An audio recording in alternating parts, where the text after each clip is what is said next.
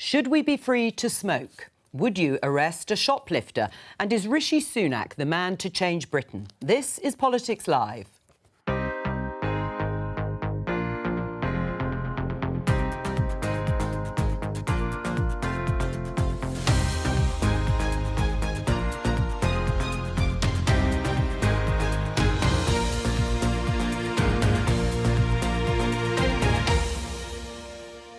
With me today, Conservative peer and former Health Minister James Bethell, Labour MP Rushanara Ali, former Conservative Special Advisor Charlie Rowley and Politics Home reporter Nadine Batchelor-Hunt.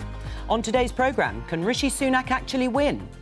He cast himself as the candidate of change, so will the public buy it?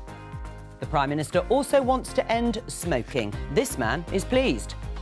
Very large numbers of people living in the UK today will have illness, disability for many years and die because of smoking.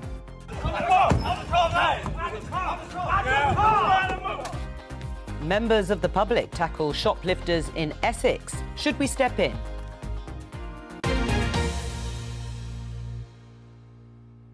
So, end of Conservative Party conference yesterday, ending, of course, with the Prime Minister Rishi Sunak's speech to the conference hall. Let's have a look at a spread of the front pages and their reactions. The Times, first of all. Son of a pharmacist casts himself as Thatcher's heir. This was the front page of the Telegraph. Huge decisions to change Britain, including the one on smoking. The Daily Express, game changer, Rishi's radical policy blitz to fix Britain. The Metro had this on the front page, I'm on track for victory, says Rishi. And The Guardian, Sunak ignites Tory civil war after declaring he is change candidate. And that's what we're going to talk about to open the programme. My question to you, James Bethell, first of all, is who is going to be the real change candidate at the next general election? Will it be Rishi Sunak or Keir Starmer? Well, Rishi desperately wants to be that person. That's what this was all about. Will his party let him? That's the question. And what this conference was about was trying to coalesce his party around a proposition that makes him look a bit different to those that have gone before. Were you convinced? I think he took concrete steps, yes. But it is unbelievably challenging in his position. Rushanara, what do you think? Who is going to be the real change candidate? Is it Rishi Sunak, as he tried to say in the way James Bethell has set out, or Keir Starmer, the leader of the Labour Party? Well, how can Rishi Sunak be the change candidate when he's the fifth Tory Prime Minister with 13 years of Tory government? He was the Chancellor. He's been in government under the previous Prime Ministers. He has presided over record waiting lists, 7 million people waiting for treatment. 121,000 people have died waiting for treatment. This is the legacy of the Conservative Party. We've got absolute chaos in the country. This is appalling. And what we have is an attempt to fool the British public into thinking he is different, but he is part of that lost generation for the country, 13 years, where what we've got is living standards declining, people's mortgages going through the roof, the economy being crashed by his predecessor. You'll have time to do the track record on the Conservative government. Charlie, do you think it's Rishi Sunak or Keir Starmer as the candidate for change? I think it's got to be Rishi because he is the candidate who, over the last few years, we've seen political turbulence, we've seen economic uncertainty. He has brought stability to the political setting in this country. He's brought stability to the economy. He's the one that is setting out the long-term decisions for the country. That's what this conference was all about. It wasn't a conference packed with policy announcements, but we've got a sense of what this man is about. He's had a year in office. And he's tackling the long-term decisions that the country faces, dealing with things like HS2, overfunded, costly, dealing with things like our education system. And we'll see, I think, in the run-up to the next general election, many more policies being announced in due course. Nadine, is it Rishi Sunak or is it Keir Starmer, who I suppose his critics would say is sticking broadly to Conservative plans, certainly on tax and spend? I mean, you know, to communicate to the public that he's a change candidate when he has been Prime Minister for, you know, almost a year now. He served in the Cabinet since early 2020. He's a very familiar face. It's going to be very difficult for him to divorce himself from the legacy of the last few years. And of course, the public are aware that the Conservatives have been in power now for 13 years. So, you know, the idea that he's a change candidate on that backdrop, I think, is going to be quite difficult to convince the public of. That said, Keir Starmer is struggling to cut through with the public as that kind of, you know, offering a voice for change, offering a vision. I think Labour conference will be the opportunity for Starmer to say, you know, this is what Labour would do and this is how it would change things. But I think, you know, communication-wise, it's always going to be difficult for a person whose party's been in for 13 years to paint themselves as the change candidate. Well, the big decision that was confirmed in the speech was the fact that the government, Rishi Sunak, is cancelling the leg of HS2 high-speed rail from Birmingham to Manchester. He said it was a difficult decision, but it was the right one because the facts have changed. The Shadow Chancellor, Rachel Reeves for Labour, tweeted this to Jeremy Hunt, the Chancellor, referring to something that he himself tweeted in 2020. He said, "No HS2 equals no ambition for our country. Just when the whole world is looking at us, now is a time to be ambitious. Hashtag great decision." He replied in kind to Rachel Reeves by saying this to her. "Yes, it's going well, thank you. How is Keir Starmer?" referring to his opposition to HS2 in 2015. Let's take a look. He looks as if he's frozen there, Keir Starmer, but he does actually say, "I'm against HS2 on cost and on merit." Rushanara Ali, can anyone sort of claim the moral high ground when it comes to HS2?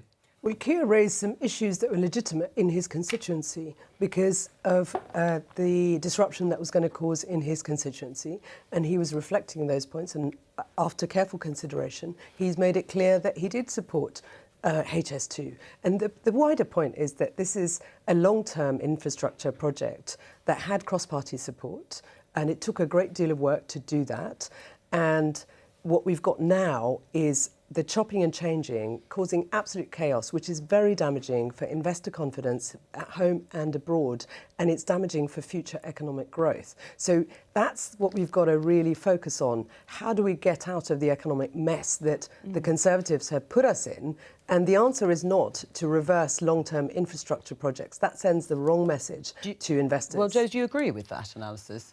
No, I don't. I'm afraid that the kind of parochial opposition that we saw from Keir, and we also saw from Chiltern's MPs, Conservative MPs, all the way along the line, MPs and local authorities have made it incredibly difficult for this infrastructure to be built. They've therefore had to gold plate the engineering, and the cost has spiralled out of control. That political interference has cost us this project, and I am hugely regretful that we aren't capable in this country of overcoming political interference in order to build out affordable infrastructure. I mean, who is culpable? Because Rishi Sunak, Charlie, said in his speech that they will make people accountable for the mismanagement. And the people accountable, of course, are Conservative politicians, 5 Prime Ministers and 7 Transport Secretaries. Well, I think I agree with Rushanara. You know, it got cross-party support. It's been a very, very difficult project to get through. And look, on a personal level, and I think if everybody was open about it on a personal level, I think everybody would want to see the project developed. But you've got to balance that international inward investment that Rushanara was talking about, but also being fair to the taxpayer and the people that have mismanaged this project. I mean, if it was still at 30 billion, which was the original estimate, I think we'd be going hell for leather for it. But I think the fact that it is now ballooned to over 100 billion is totally unacceptable, and it's totally unfair to people in the north as well as the south, UK taxpayers that have to wake up day after day to headline after headline about a HS2 project that has been mismanaged by those on the ground. So I think it is perfectly legitimate and right in a sense then to say this cannot go on, this cannot continue. I'm taking a tough, bold decision as the Prime Minister to make sure that actually the money that is allocated, or the money that we do have, can be better spent on other road and rail projects all across the country. The question, Charlie, is who was responsible for oversight of the management of the project? 7 chancellors, 5 prime ministers, countless transport secretaries. Where were they to oversee the costs and make sure that the mismanagement didn't happen? Surely that is the job of any government. The government has been irresponsible. They have been asleep at the wheel, which is why this is a mess now. And it gets worse. And we both agree that it's bad for investment, bad for confidence, and bad for the future of our country and our economy. And this announcement just adds further chaos. Well, what do you think Labour should continue with HS2? If you win the election next year, should you continue with that northern leg? Well, what we have to do is look at what the costs are going to be. We're going to have to assess. Genuinely, we're going to have to look at what we inherit if we're in government, if we're fortunate enough to be in government, and make a series of judgment calls based on that. That would be the responsible thing to do, because what we've got is chopping and changing, and it's extremely damaging. So we're not going to be able to make that commitment until we've seen the books, seen what the numbers look like and what the costs are, because we've already got stories of ministers planning to sell off land and all sorts of changes, investors pulling away, businesses having to pull away. So we're going to have to look at that very carefully before we make a And it was a classic long-term decision that Rishi Sunak kiboshed. Well, it's a decision and a project that started in 2009 under Lord Adonis in a Labour government. So there have been successive governments that have looked after this project, that have talked about it, that have developed it. But it is just, I think, where we are after COVID, after we've had the war in Ukraine, where there has been a cost of living crisis, you've got to look at these big infrastructure projects and big spending commitments. And if it's not delivering bang for your buck as a UK taxpayer, then you've got to take tough decisions. And that's what Rishi Sunak has done. What I would say is that there is, I think, an issue with a bit of short-termism in politics at the moment, where there is that kind of long-term investment that needs to be seen to kind of progress the country for economic growth for the future. I mean, I'm a Birmingham City fan, and there was a letter written from the new owners of Birmingham City saying, we're investing loads in this city at the moment, this is something that we're really passionate about, and HS2 was one of the reasons. And when I go home, and speak to people, they do say HS2 is a huge thing for us because it's going to put us on the map, we're the second city and we don't get that recognition.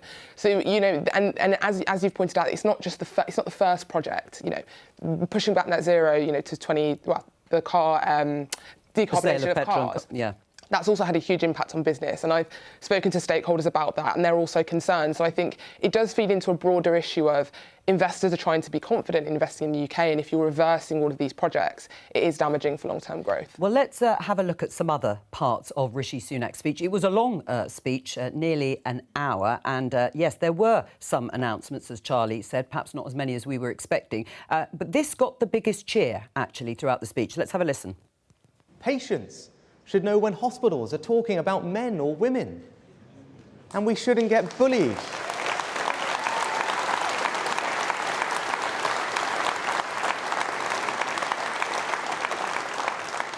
And we shouldn't get bullied into believing that people can be any sex they want to be. They can't. A man is a man and a woman is a woman. That's just common sense.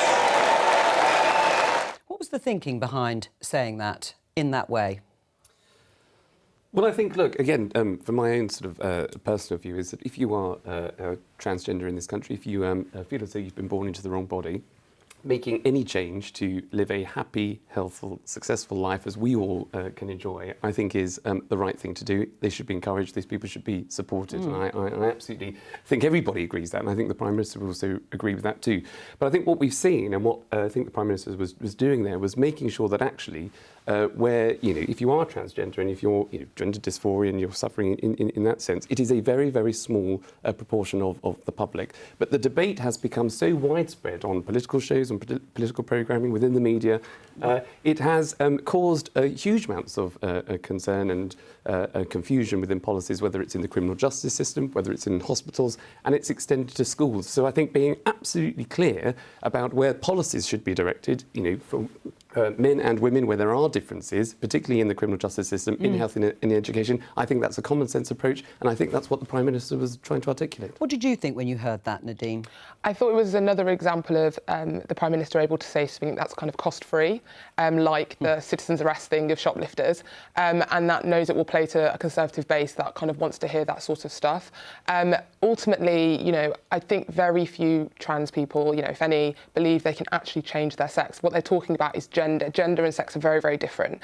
And I do worry that there is this conflation within political debate about this, and it's deliberately misunderstanding and effectively spreading disinformation. You know, transgender people make such a small proportion of the population. The stuff they have to go through, the discrimination, the violence, we really need to take the heat out of this debate. And I do think that what we saw from Rishi was playing to a specific base. I mean, probably got one of the biggest cheers of the entire speech. And actually, in real terms, it's not really going to affect people's lives. So I just think really important to take the heat out of this and remember that there are human beings at the heart of this that deserve to be treated with dignity and kindness. But James, do you think this is the sort of area that Rishi Sunak and the Conservatives are going to be pushing in the run-up to a general election? Because Nadine thinks it appeals to the base, put in that way.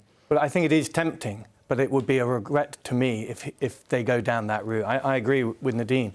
I hate hearing these kind of simplified, polarising comments because they lack all the nuance that this quite delicate, important debate needs. And Charlie put it very well. You know, there's a huge amount of sympathy for people in these situations. What we don't like is the way in which the debate has become inflamed. And I'd like to see it more love and consideration in the debate and less fire and heat. Is it a challenge to Keir Starmer, Rushanara Ali, to say something similar, or when he stands up next week in Liverpool?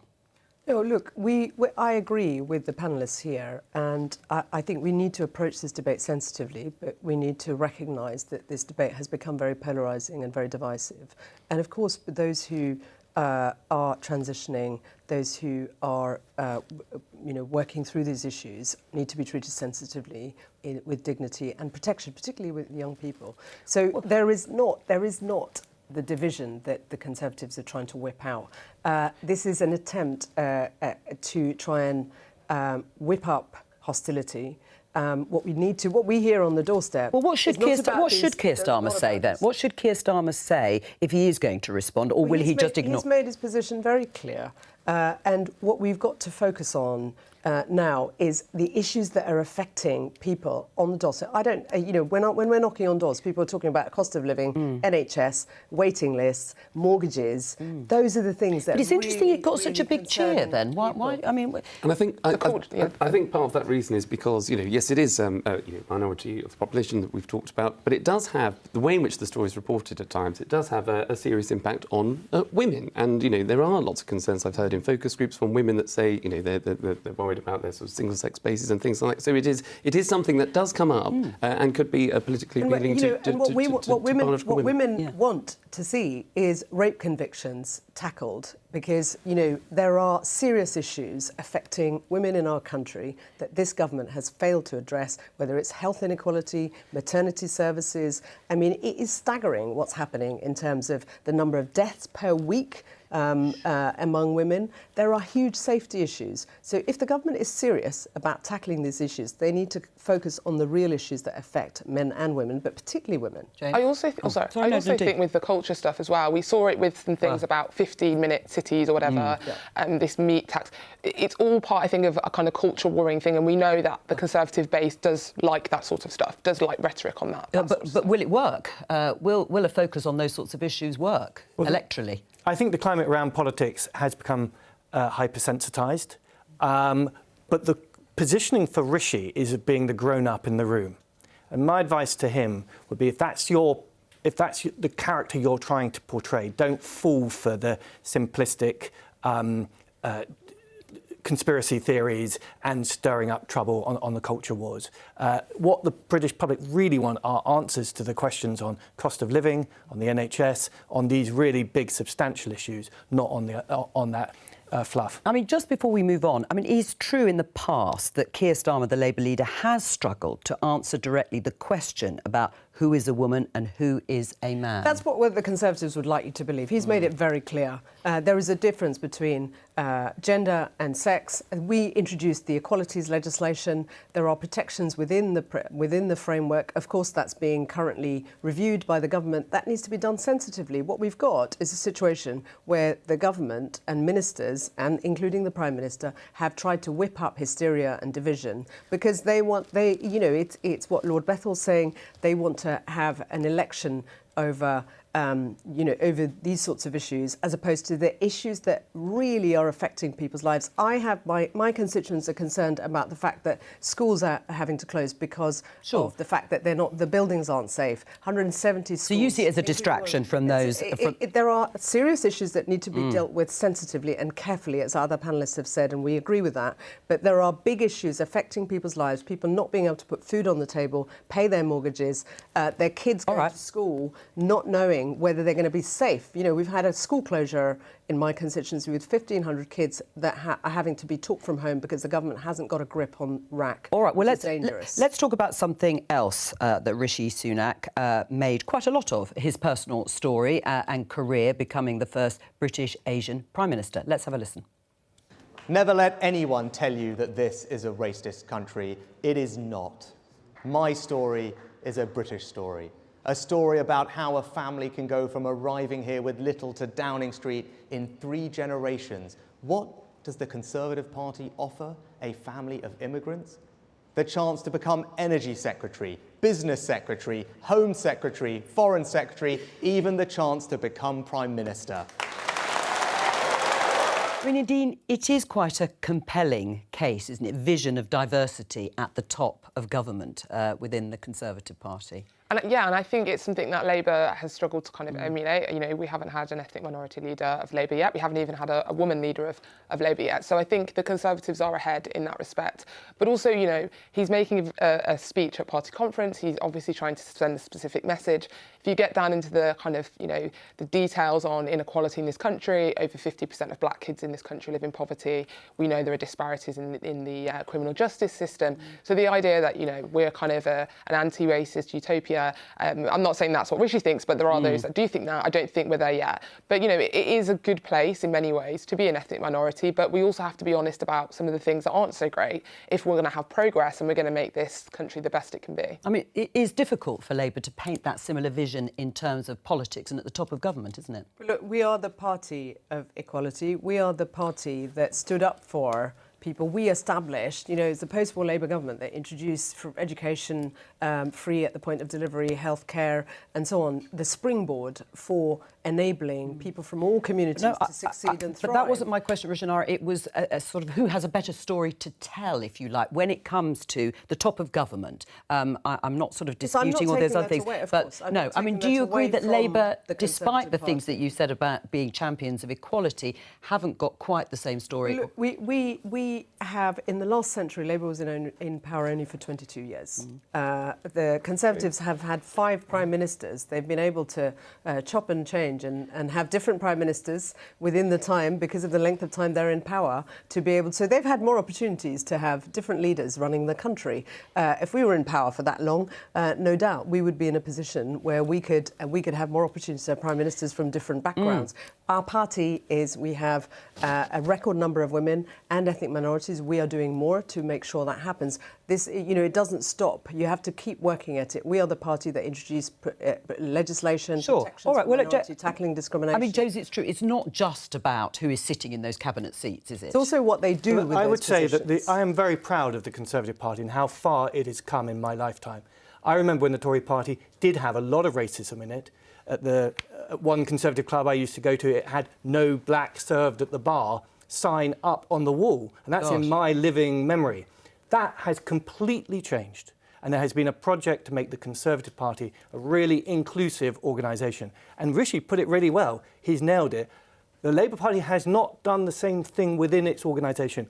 Anti-Semitism under Jeremy Corbyn was a horrific episode for Labour. It made me ashamed to be part of the political culture of this country. And there's still a big question over Labour on that point. Right. I mean, but absolutely faced up. And you know, your London mayoral candidate accused Sadiq Khan of being, the Jewish community need to be fearful of Sadiq Khan. It is disgusting, and I hope that others, along with Nusrat Ghani, stand up to that kind of rhetoric, that kind of disinformation. As a Jewish person, that's playing politics with anti-Semitism. That's playing politics with the Jewish community. Well, I'll get a response. I'm Jewish myself, and I will say that you know, I was very upset with the anti-Semitism in Labour, but also I would say there is an Islamophobia issue in the Conservative Party as well. You know, Nusrat Ghani has been quite outspoken spoken about that, so has Baroness Vorsi. So, you know, I do worry that, you know, Jews and Muslims and ethnic minorities can sometimes be reduced into kind of, you know, political footballs in this kind of stuff. I don't think any political party is perfect on race, and I don't think that, you know,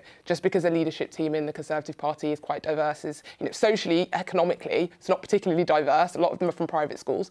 But yeah, I just think we also have to be very, very careful when we start bringing up anti-Semitism in Labour or Islamophobia in the Conservative Party, that it doesn't turn into kind of a back and forth, and it actually is constructive. Because as a Jewish person over the last few years, I just haven't always felt that it has been a constructive conversation.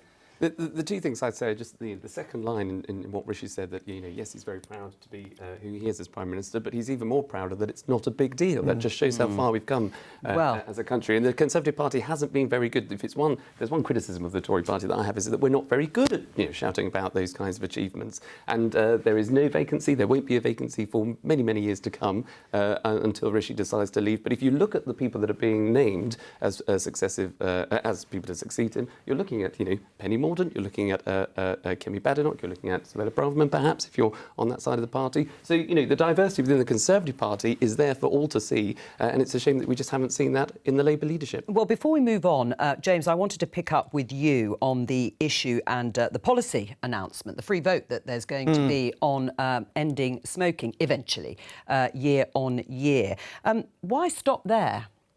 Why stop there for Rishi Sunak? He seems to have a very different approach when it comes to tackling obesity. Well, I agree. Listen, the cheer that you heard in that conference hall was really striking. It shows that public health measures can be popular. I mean, if the polling on all of these measures are incredibly emphatic, 72% support for the New Zealand smoking ban, and even within the Tory party that theoretically is against the nanny state and banning stuff, he got a strong support. Tim Montgomery said he was warming to the idea. I never thought I'd hear the day that the membership of the Tory party would come round on that. So I think he should recognise that there are votes in trying to make Britain healthier, that mums and dads want their children to grow up into health. And I expect to see a lot more in this kind of area. Right. What would you like to see, then, when it comes to tackling the issue of processed foods, for example? Well, certainly on smoking, if I can just say on that, there is more scope for a smoking levy on the profits to pay for people to give up smoking. And I think people who sell cigarettes should be licensed.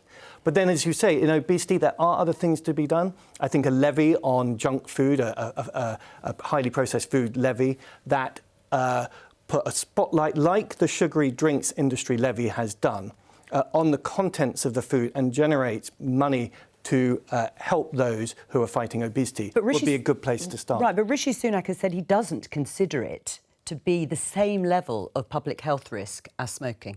Well, I think we're seeing a politician who's on a personal journey. He is the fittest Prime Minister we've ever had in our history. He runs 10 kilometres in 47 minutes, and I'm personally quite envious of that. He's never drunk. He's never drunk any alcohol. He's never smoked a cigarette. He has an incredibly healthy life. I can't help feeling that we're going to hear more from Rishi Sunak in this area. Will you be voting for that eventual ban on smoking? We were the party that introduced the smoking ban in public places. We have made it clear that we want to create a smoke-free nation. We are very supportive of this policy, but there's a broader issue which is about what the government is doing to support the NHS. There are issues around waiting lists. There are issues around ambulances not getting to people dying needlessly because of the failure of this government to support the NHS, to make sure that they get the help they need. There's a workforce issue. Yes, that's been mentioned. Yeah, the workforce plan. But, you know, 13 years into government, and what we've seen is the NHS on its knees. All right. Those issues haven't been addressed, and they need to fast. Let's look at the timetable for next week for the Labour conference. We will be there, of course. It's a little bit complicated, but you can see 11:30 to 1 o'clock on Monday, taking in the Shadow Chancellor's speech. Keir Starmer's speech, the Labour leader, is on Tuesday. We'll have two programmes you can see there. Wednesday will still be at conference, and Thursday back here in Westminster at 12:15 to 1 o'clock. So please make a note of all those timings. Now, let's talk about shoplifting. You saw in the headlines. A video there of what happened in Waltham Abbey in Essex, where members of the public tried to stop two men shoplifting from Tesco. So the question is, should the public confront shoplifters? Well, Policing Minister Chris Philp thinks so. Let's have a look. The wider public, including shop staff and security guards, do have the power of citizen's arrest. Do you think they should? Well, with the greatest respect to Chris, no, I think that's a terrible idea. Trying to apprehend someone is a hell of a thing to try to do. I worked for 10 years at the Ministry of Sound and was on the front gate when we had to try to make control of disruptive people. And I can tell you from personal experience, no one wants to be taken to a police station by a member of the public. All right, well, let's talk to Katie Bourne, the Police and Crime Commissioner for Sussex. Katie, you were on that panel, I think, with the Policing Minister, Chris Philp. What's your view? Should the public tackle shoplifters?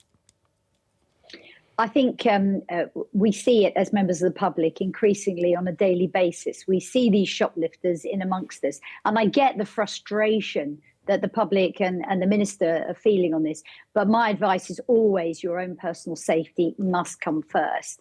And I'm at the moment with a whole group of retailers at a big conference in Leicestershire. And somebody from Tesco's was saying that they've seen in the last 2 years alone a massive increase in violence and assaults against their shop workers. So I think your own personal safety must always come first. How serious is the problem of shoplifting? Is it an epidemic in the way that the CEO of John Lewis, Dame Sharon White, has said? Well, without a doubt, from my own experience in Sussex, there's an awful lot of it happening.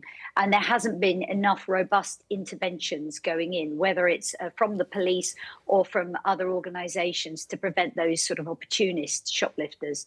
But now what we're seeing is the retailers coming together and saying enough is enough. And I'm working with a lot of them on this to look at some of the serious and organised criminality that's happening. But at a local level, what I really need is more retailers coming forwards to report this, because we're not seeing enough of it getting reported through to police in the first place. Right. I mean, reporting is one thing, but actually it seems to be happening on an almost daily basis on high streets across the country. You can understand when there aren't the police officers, as many retailers feel, that people will take matters into their own hands. Well, so I've got a bit of an issue with this. So the police are very evidence-driven. And if they don't have the data that says this is happening in these stores across our patch, if they can't measure it, they can't tackle it. And I know from experience that less than 10% of what's happening is actually even getting reported to the police. So the more we can encourage retailers to report, the better. The police can then direct their resources there, especially where we're seeing an increase in violence and assaults, which we clearly have done over the last few years. What did you make, Charlie, of Chris Philp actually advocating that people perhaps should tackle shoplifters? Would you get stuck in? Well, I don't think I'm as qualified as Bouncer Bethel over there from the Ministry of Sound, so I don't think I'd be able to do much use. But Katie's absolutely right. You know, you shouldn't put yourself in harm's way if you're going to be hurt. But then, if you're, you know, a bit bigger than I am, and if you sort of see something taking place, you should, you know, it is totally unfair for the shopkeeper or the shop assistant to try and tackle it themselves. And I think if you're able to assist, maybe as a double act as opposed to independently, in a fair and proportionate way, just to prevent a crime, you know, it's all incumbent of us as citizens to maybe do our bit. But I mean, I can only, you know, think of the invasion of the Just Stop Oil protesters when they invaded the cricket pitch, and Johnny Burstow, you know, rugby tackled this crackpot and dragged him off. And I think the crowd went wild, because you want to see if you can intervene to stop things happening, then you should. Right. Well, what do you think, Rishanara? Intervening in the way that Charlie has said, or just letting people walk out the shops with stuff? I mean, it is just shocking that we're in a situation where the government's clearly lost control of the crime prevention agenda and has failed to take responsibility. What they're saying to people... But what would you do? All right, I accept that, but in this situation, would you step in? DIY society, do it yourself. I mean, that is dangerous. You've heard it, and you've heard from the experts, the people who are in the... I mean, basically, it's organised crime, crime gangs who are responsible, largely. There are serious reports about this. It needs police intervention. It needs proper support with community support officers that this government has completely got rid of. if we want to tackle these sorts of crimes and they are damaging our high streets, they are damaging business, then the government needs to make sure there are policing resources available. The police are on their knees, by the way. Well, let me get. That's what's going on. It goes back to the failure of this government. Well, let's get Katie's response. What, you were shaking your head while Rushanara was talking? Well, I can't see you, but all I could hear was, with the greatest respect, a load of codswallop. This government has put more money into policing over the last 10 years than ever before. And if you let me finish, it's because, and the retailers will be the first to stand up and say, they haven't been reporting enough. I am leading a big project called Pegasus with the top retailers across the country who are coming together with police, so we have a solution to tackle the serious criminality. At a local level, there's two different types. There's the opportunists who tend to be younger, and we need more robust interventions with those young people to stop them getting into crime in the first place. Plus, we've got the prolific offenders. And I know from working closely with my own Chief Constable in Sussex, you can tackle those prolific offenders. We've had some amazing successes. Rushanara? Well, I just think it's desperate, really. This is a government that's basically completely lost control of the crime agenda. They've damaged our public services. And the retailers themselves are saying this is not something they can fix. They need police and community support No, you've said that, but I want to know what your personal response is. You heard Chris Philp saying, actually, perhaps people should make citizens arrests, or the public arresting people or intervening the way Charlie would. What would you do in that situation? You watch someone pick something up and walk out the shop with it. Well, our response is that the public should not put themselves in harm's way, but we need to make sure there is a proper policing plan. We need to make sure that the actual safety of communities is provided through community safety officers, neighbourhood officers. We have made announcements on the thousands of additional officers that we will need, and that's costed. I mean, in a way, Rushanara's got a point. Rushanara's got a point, though, hasn't she, James Bethel? Perhaps people are getting so frustrated because they don't feel there is anybody there. I take the reporting point from Katie, but there isn't enough police resource to do it for them. I just distinguish between those feelings of frustration and the have-a-go hero desire to try to intervene and make a difference, and the practical realities of dragging someone to the ground and then trying to take them to a police station. That's a pretty difficult thing to do, and I just wouldn't recommend it to members of the public on the whole. If it is an epidemic, what's driving it? What's driving this huge increase, it seems, certainly from the examples that we hear from retailers?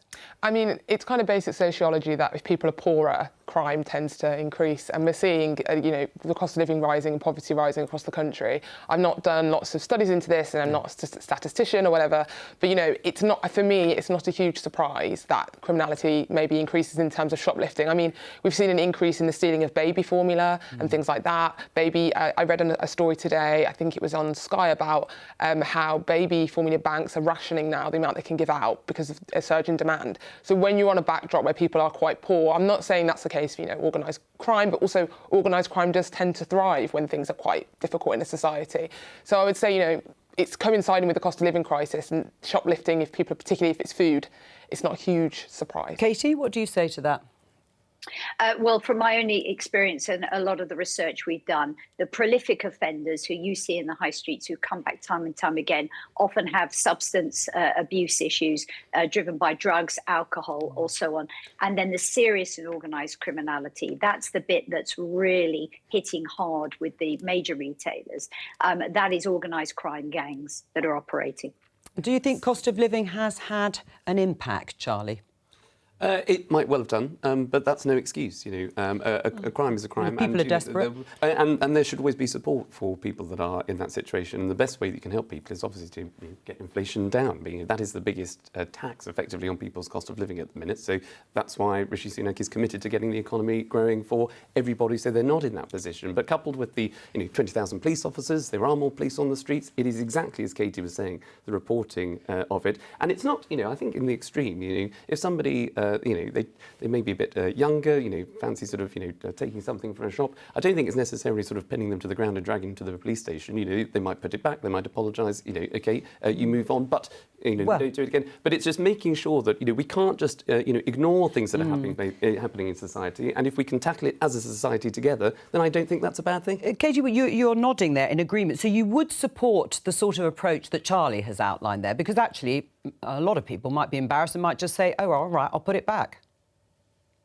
At the end of the day, your own personal safety is paramount. So if you see this happening around you, as long as you're safe, if you feel there's something you can do, then great. At the very least, you can whip your phone out and photograph it and film it while it's happening, because that all builds an evidence base for people to use later on. But, we do have more police officers. We've got a much greater focus on local neighbourhood policing, and police and crime commissioners like me are really focused in this area. All right, Katie Bourne, thank you very much. The second module of the COVID inquiry is underway, and this is looking at the government's decision-making during the pandemic. The lead counsel, Hugo Keith KC, revealed WhatsApp messages between Boris Johnson, the then Prime Minister, Dominic Cummings, his Chief of Staff, and the then Health Secretary, Matt Hancock, portraying a depressing picture of a toxic atmosphere during the pandemic. Let's have a listen.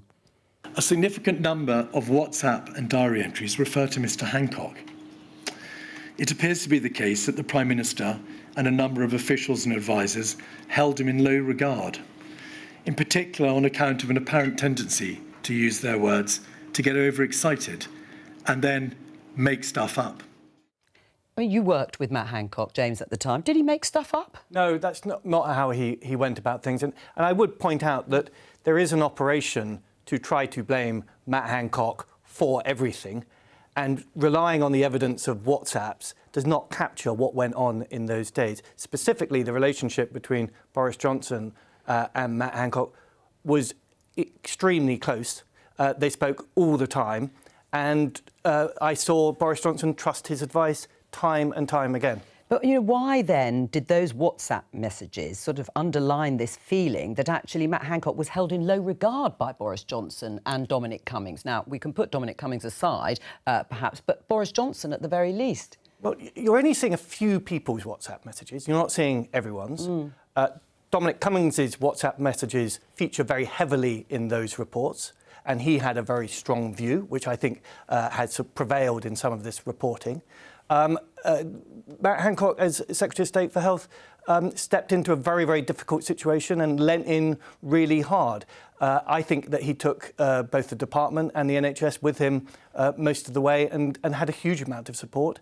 Downing Street was a complicated place to interact with, but that doesn't mean that they all got on badly. It really doesn't. No, I mean, Sir Patrick Vallance, it's his diary, he was the chief scientific advisor at the time, revealed that Boris Johnson's decision-making during the pandemic was described as bipolar and completely inconsistent.